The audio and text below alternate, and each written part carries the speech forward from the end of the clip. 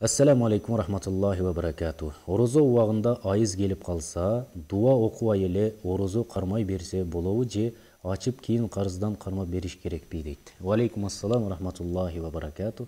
Эгерде хайыз убактысы келе турган болсо, анда сиздердики үзүрлүү болуп эсептелет.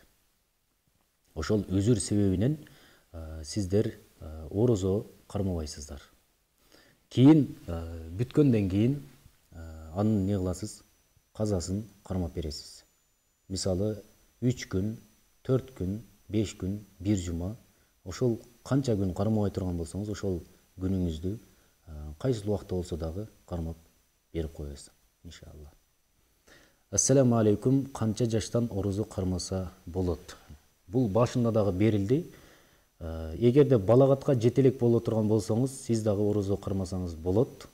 Ал учурда эмне кыласыз? Сиздин кармаган орозоңуздун сообу ата-энеңизге кетет. Ал эми балагатка жеттиңиз, мисалы биздин Орто Азияда мисалы 12-13 жаштан эркек балдар балагатка жетет. Демек ошол учурдан баштап эле сиз не болот? Мойнуңузга орозо милдет болот, парз болуп эсептелет. Сиз ошол орозону кармап беришиңиз керек болот.